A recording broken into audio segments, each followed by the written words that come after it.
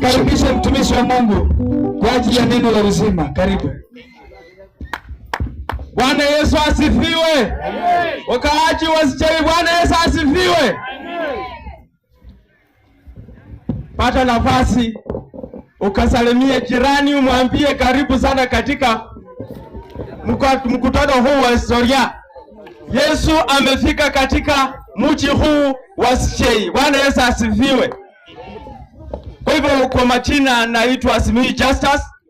Nimeokoka, nampenda Yesu, napenda injili ya Yesu. Bwana Yesu asifiwe sana. Kwa hivyo tutaenda katika andiko kwa haraka kwa sababu ya masaa, na ni kitabu cha Luka Mtakatifu mlango wa 11, mlango wa 7 mstari wa 11 hadi 15. Karibu msomaji.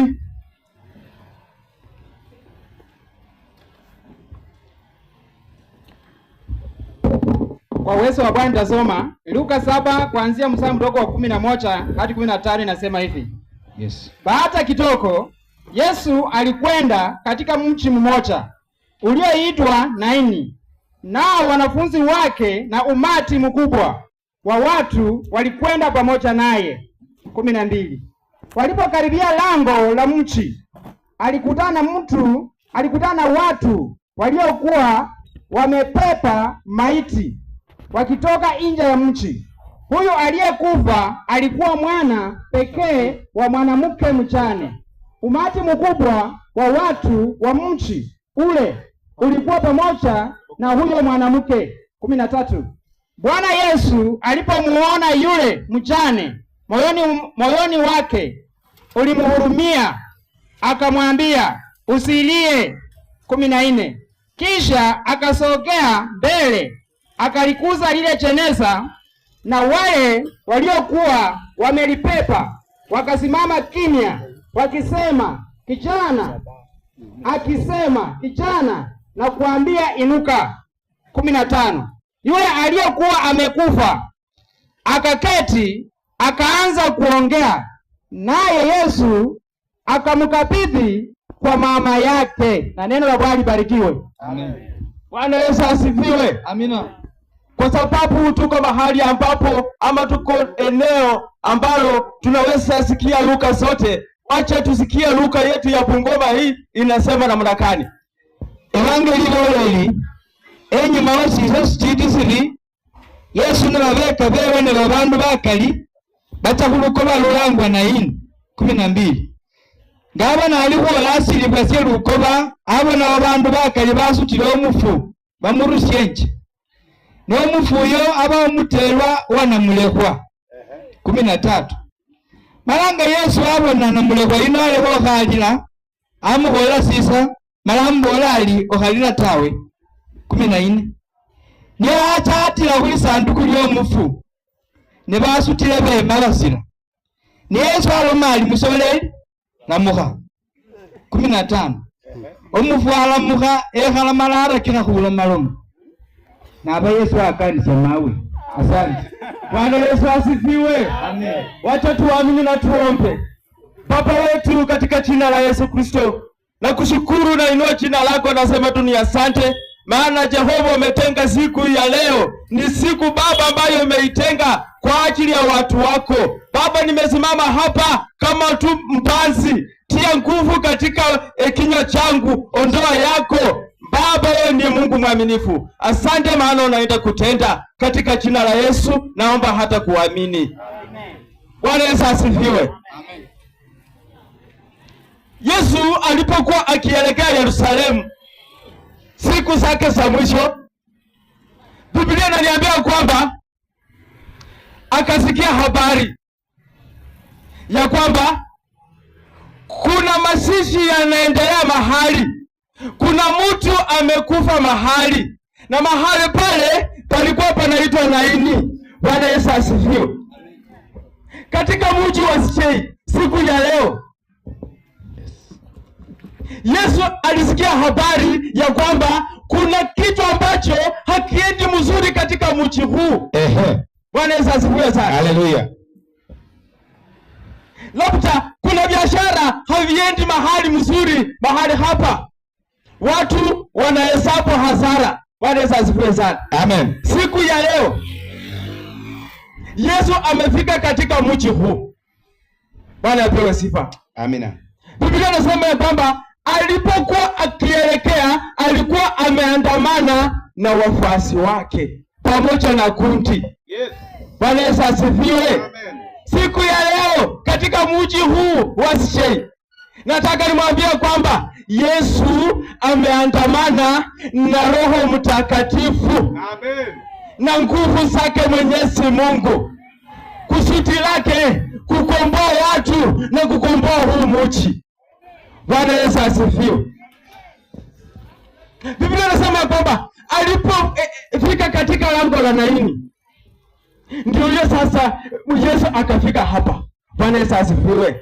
Jipange sasa, mpokee huyo Yesu, pokea huyo Roho Mtakatifu. Maana alisema ya kwamba Biblia inasema kwamba alipofika katika lango la Naini,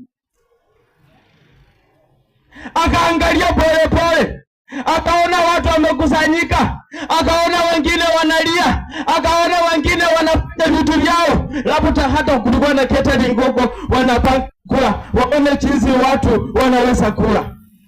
Bwana Yesu asifiwe sana. Yesu akasimama katika lango hilo.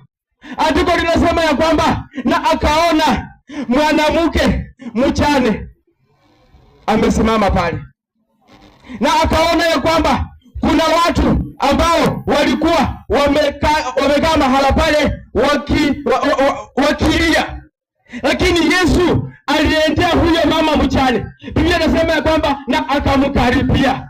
Bwana Yesu asifiwe. Nataka kuambia mpendwa wa jioni ya leo ya kwamba Yesu anakuwa na mpango wake. Jinsi alivyosikia ya kwamba kuna mtu mahali fulani amepoteza maisha yake, yeye alienda mahala pale, kusudi lake lilikuwa ni kwamba aende aokoe maisha ya yule maiti ambaye alikuwa amekufa. Bwana Yesu asifiwe.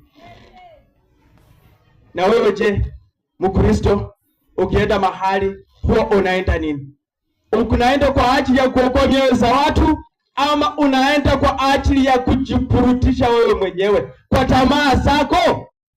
Bwana Yesu asifiwe. Amen. Yesu alikuwa tu na lengo ya kwamba arudishe uhai wa yule aliyekufa. Bwana Yesu asifiwe. Yesu akaingia polepole, akatembea polepole, akaenda akakuta mwanamke mjane. Bwana Yesu asifiwe sana. Kumbuka huyo mwanamke mjane, Biblia ilikuwa inasema ya kwamba alikuwa amepoteza mtoto wake wa kipekee aliyekuwa anamtegemea. Bwana Yesu asifiwe. Labda wewe kuna biashara unafanya mahala hapa unavitegemea, lakini umeona ya kwamba hata saa hizi havizai matunda. Bwana Yesu asifiwe. Amen. Umeng'ang'ana na kazi. Hata ule upendo wa kwanza uliokuwa katika nyumba yako, hata na watoto ni kuwatanganya, mnawatanganya tu, lakini hamupendani. Bwana Yesu asifiwe sana. Amen. Yaani mnaishi kwa nyumba mke na mume kama majirani. Kachula. Bwana Yesu asifiwe. Lakini siku ya leo Mungu anakuja mahala hapa. Yesu Kristo anaingia mahala hapa. Roho Mtakatifu anafanya msako mahala hapa, kurudisha vitu vyote ambavyo vinaenda kukufa ama vile vilivyokufa. Bwana Yesu asifiwe sana. Amen. Yesu akasongea mwanamke mjane. Biblia inasema ya kwamba akamwambia mama, maana alikuwa amemwonea huruma. Huyo mama alikuwa anateseka sana, maana mtoto wake tu wa kwanza, mtoto wake tu wa kipekee wanaenda kumsika. Huyo mama alikuwa anajiruhumisha, lakini Yesu akaenda akamsongea, akamwona, akamwambia mama, usilie. Bwana Yesu asifiwe sana. Amen. Yesu akamwambia mama, mateso yako yameisha. Jioni ya leo nataka nitangaze ya kwamba umelia vya kutosha. Bwana Yesu asifiwe. Umeteseka vya kutosha. Yesu yuko hai, ako mahala hapa, anaenda kufufua umuchi, kazi ya mikono yetu inaenda kuamuka tena. Amen. Bwana Yesu asifiwe. Hallelujah. Kuna mayali ananu alinende bibindi bya kuzipanda vitungulu vya shilingi 20 chinyanya cha 50 na wonende makate 35.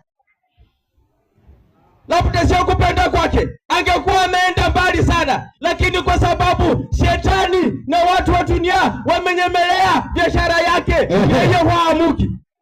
Biashara yake imekufa, lakini nataka nitangaze jioni ya leo kwamba Yesu amekuja kufanya mzako. Bwana Yesu asifiwe. Amen. Yesu akaambia mama mjane ya kwamba mama usilie.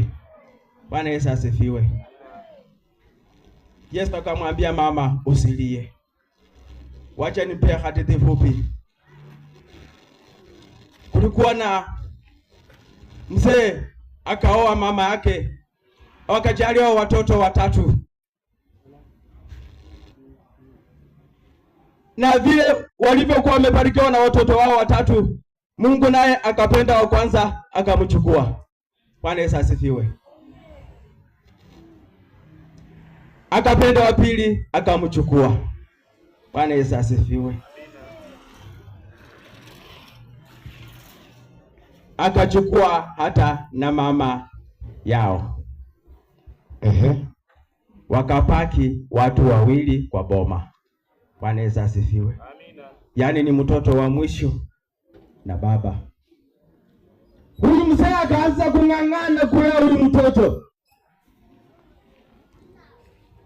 Akafanya kibarua kulisha huyu mtoto. Akiwa anamjua Mungu, anaomba Mungu, anamtolea Mungu. Huyu mtoto akawa mkubwa. Akasoma na Mungu akamchalia na kazi. Bwana Yesu asifiwe. Amen. Akaanza kumsaidia baba yake. Mshahara wa kwanza akachengea baba nyumba. Mshahara wa pili akaanza kupanga na baba yake. Akamwambia baba, mimi nitakuwa nikikusaidia hata kwa shamba. Bwana Yesu asifiwe. Maana mzee nguvu naye na shamba na chembe ilikuwa imepunguka. Kijana akasimama kwa pengo. Lakini watu wa dunia, watu wa wivu, wakaona wivu. Mbona huyu kijana, mbona huyu mzee wanaendelea na mimi na watu wengine hatuendelei katika kijiji chetu? Shetani akawaingia, wakaanza kupanga maovu kwa wale wapendwa 2. Bwana Yesu asifiwe. Siku moja huyu kijana alipokuwa sasa anatoka kazini, maana ni desturi yake, anafanya shopping ya mwezi mmoja baada ya mwezi mwingine. Bwana Yesu asifiwe. Sasa alipopewa tu mshahara wake, kijana akafanya shopping. Lakini wakati alikuwa anafanya shopping, ikawa ya kwamba mvua naye ikawa mingi. Akachelewa. Na kumbe ile siku ndio watu wa kijiji walikuwa wamempangia kumuua. Bwana Yesu asifiwe. Wakasimama kwa njia. Kijana akakuja na baiskeli yake pole kwa sababu mvua imenyesha na amepepa shopping mingi sana. Anapelekea baba yake. Wakamshika. Wakasemezana hapo, wacha tumuue ama tumfumue tuchukue vitu yake. Wengine wakasema tuue. Wengine wakasema tusimuue, wacha tumunyang'anye. Wengine wakasema hapana, hii sio biashara yetu. Hatutaki huyu kijana, tunataka mzee ateseke. Huyu kijana ndio huwa anasaidia mzee, na lengo letu ni kumaliza huyu kijana, mzee asaidike. Bwana Yesu apewe sifa. Ilipokuwa hivyo, wakakuja na suluhisho ya kwamba wapike nduru, waseme tumeshika mwizi. Maana walikuwa wamesikizana na mwenye wholesale maeneo fulani, wampangie njama ya kwamba yeye ndiye ameibia yule. Bwana Yesu asifiwe.